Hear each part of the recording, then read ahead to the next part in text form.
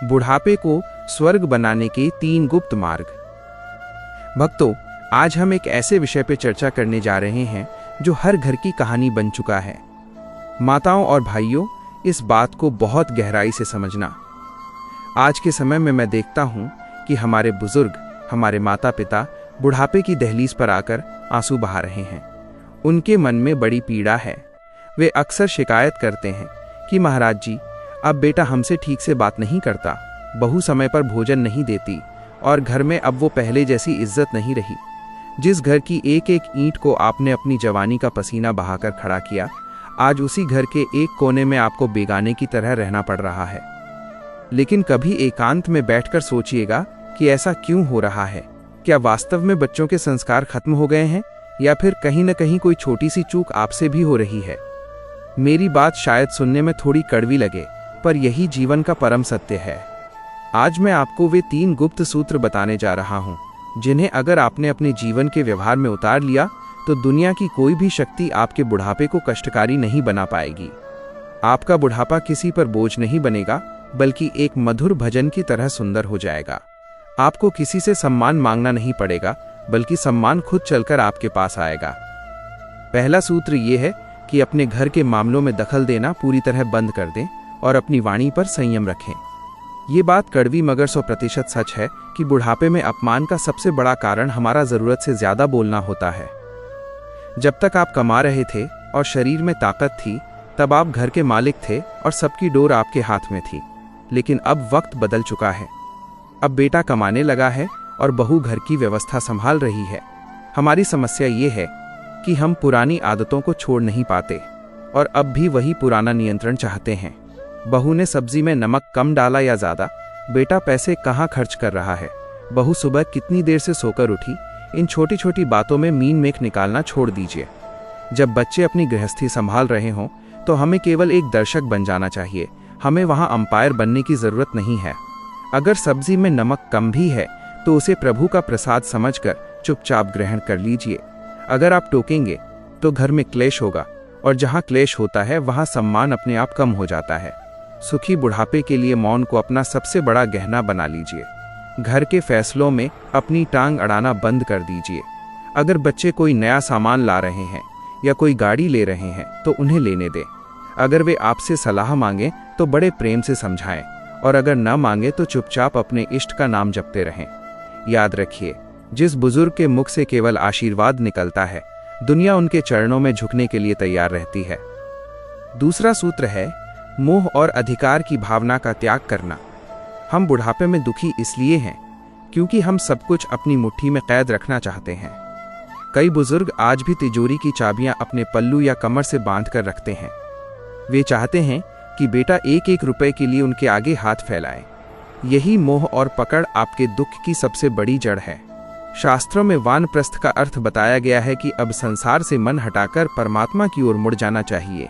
इसका मतलब ये नहीं कि आप घर छोड़कर जंगल चले जाएं, बल्कि घर में रहते हुए भी घर की मोह माया से खुद को अलग कर लें। समझदार व्यक्ति वही है जो सही समय पर अपनी जिम्मेदारियां और चाबियां नई पीढ़ी के हाथों में सौंप दे। अगर आप जबरदस्ती घर पर अपना अधिकार जमाकर बैठेंगे तो बच्चे आपका सम्मान करने के बजाय मन ही मन ये सोचने लगेंगे कि ये बुजुर्ग कब हमें आज़ाद करेगा। क्या आप चाहते हैं कि आपके अपने बच्चे आपकी मृत्यु की प्रतीक्षा करें? बिल्कुल नहीं। इसलिए जीते जी अपना अधिकार छोड़ना सीखिए और बच्चों पर भरोसा करके उन्हें स्वतंत्र रूप से घर चलाने दीजिए।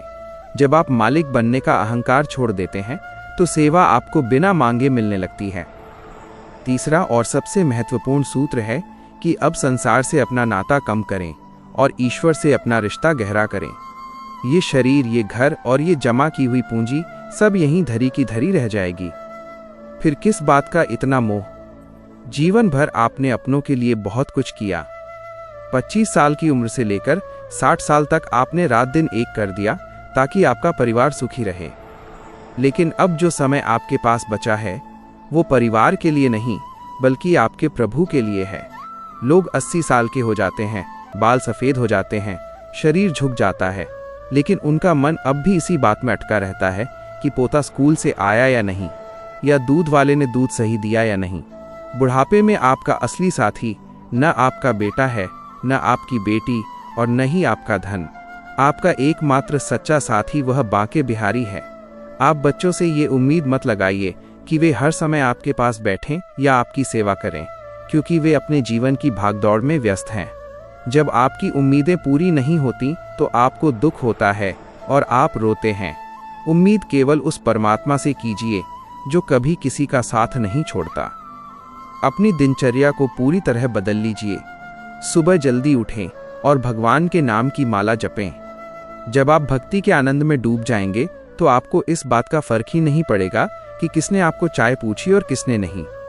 जो पूरी तरह भगवान के आश्रित हो जाता है, सारा संसार उसके सम्मान में खड़ा हो जाता है। घर के किसी कोने में बैठकर दूसरों की शिकायत करने या अपनी किस्मत पर रोने से कहीं अच्छा है कि आप वहां बैठकर कीर्तन करें। जब आपके बच्चों और नाती पोतों के कानों में आपके भजन की आवाज जाएगी तो उनके मन में आपके प्रति श्रद्धा और प्रेम अपने आप जाग जाएगा। अगर आप आखिरी समय में केवल ईश्वर को याद करेंगे तो आपकी अंतिम सांसें भी सफल हो जाएंगी। याद रखिए, अंत समय में कोई पानी पिलाने वाला पास हो या न हो, लेकिन अगर आपकी जुबान पर राधा कृष्ण का नाम रहा तो आपका ये मानव जीवन पूरी तरह सार्थक हो जाएगा। इस बात को एक छोटे से उदाहरण से समझिए। एक बहुत बड़ा वृक्ष जब तक हरा भरा रहता है वो सबको छाया देता है, लेकिन जब उसकी पत्तियां सूखने लगती हैं तो वो खुद ही उन्हें गिरा देता है ताकि नई कोपलें आ सकें। अगर वो सूखे पत्ते न गिराए तो पेड़ पर बोझ बढ़ जाएगा। ठीक इसी तरह आपको भी अपने पुराने अनुभवों और अधिकारों की सूखी पत्तियों को गिरा देना चाहिए। कई बार घर में छोटी मोटी बातें होती हैं। मान लीजिए आपके बेटे ने बिना आपसे पूछे घर का कोई पुराना सामान बेच दिया या कोई नया सोफा खरीद लाया। अब आप इस बात को पकड़कर बैठ गए कि मुझसे पूछा क्यों नहीं? क्या मेरी इस घर में कोई कीमत नहीं रही? यही आप गलती कर रहे हैं। आप ये क्यों नहीं सोचते कि अब जिम्मेदारी उनकी है, उन्हें अपने तरीके से घर सजाने का हक है। जब आप अपनी अहमियत जबरदस्ती सिद्ध करने की कोशिश करते हैं तभी आपका अपमान होता है। आप बस मन ही मन मुस्कुराकर कहिए, प्रभु तेरी मर्जी, बच्चों को जैसा अच्छा लगे वैसा ही सही। एक और उदाहरण देखिए। आप अपने पोते पोतियों से बहुत प्यार करते हैं, ये अच्छी बात है, लेकिन उनके पालन पोषण में अपनी मर्जी मत थोपिए। अगर बहू अपने बच्चे को किसी खास तरीके से पालना चाहती है या उसे कुछ खिलाना चाहती है तो वहां बीच में मत बोलिए। अगर आप टोकेंगे कि हमारे ज़माने में तो ऐसा होता था तो बहू को बुरा लगेगा और घर का माहौल खराब होगा। आपको बस दादा दादी या नाना नानी बनकर प्यार लुटाना है, अंपायर बनकर फैसले नहीं सुनाने हैं। याद रखिए, शरीर का स्वभाव है बूढ़ा होना और थक जाना, लेकिन आत्मा कभी बूढ़ी नहीं होती। आप अपने आप को असहाय मत समझिए। आप तो उस परमपिता की संतान हैं जिसने पूरी सृष्टि रची है। जब आप अपनी ज़रूरतों को कम कर लेते हैं और अपना मन संसार की छोटी छोटी बातों से हटाकर सत्संग में लगा लेते हैं तो आपके चेहरे पर एक अलग ही तेज आ जाता है। लोग खुद आपसे आकर पूछेंगे कि दादाजी आपके इस सुकून का राज क्या है। जीवन की इस संध्या बेला में जब सूरज ढलने को होता है तो वो पूरे आसमान को अपनी लाली से सराबोर कर देता है। आपको भी अपने बुढ़ापे को उसी लाली की तरह सुंदर और शांत बनाना है। दूसरों से सेवा करवाने की जिद छोड़कर खुद को इतना हल्का कर लीजिए कि आपकी मौजूदगी घर वालों को बोझ न लगे, बल्कि उन्हें आशीर्वाद जैसी महसूस हो। अंत में बस इतना ही कहना चाहूंगा कि यह जीवन एक यात्रा है। बुढ़ापा इस यात्रा का अंतिम पड़ाव है। इस पड़ाव पर जितना कम सामान यानी जितनी कम मोहमाया आपके पास होगी, आपकी आगे की यात्रा उतनी ही सुखद होगी।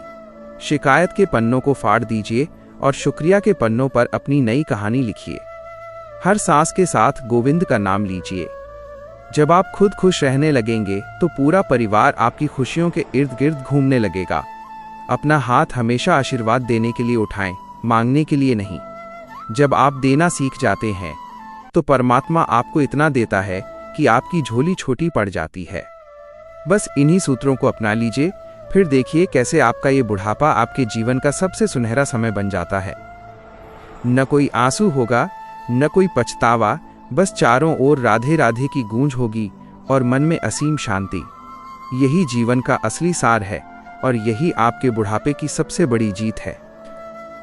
तो भक्तों, यही थे वे 3 मुख्य सूत्र जो आपके बुढ़ापे को दुख से बचाकर सुख और शांति से भर सकते हैं।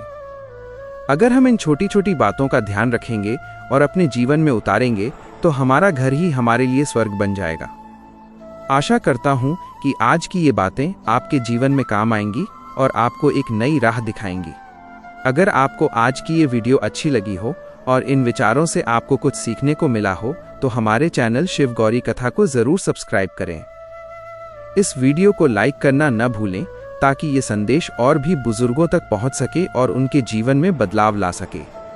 जाते जाते कमेंट बॉक्स में राधे राधे या जय श्री कृष्ण ज़रूर लिखिएगा ताकि हमें पता चले कि आप हमारे इस परिवार का हिस्सा हैं। साथ ही कमेंट में ये भी बताएं कि आपको ये वीडियो कैसी लगी और आप अगला वीडियो किस विषय पर देखना चाहते हैं। जल्द ही मिलेंगे एक नई कथा और प्रेरणादायक विचारों के साथ। तब तक के लिए आप सभी को मेरा प्रणाम। राधे राधे।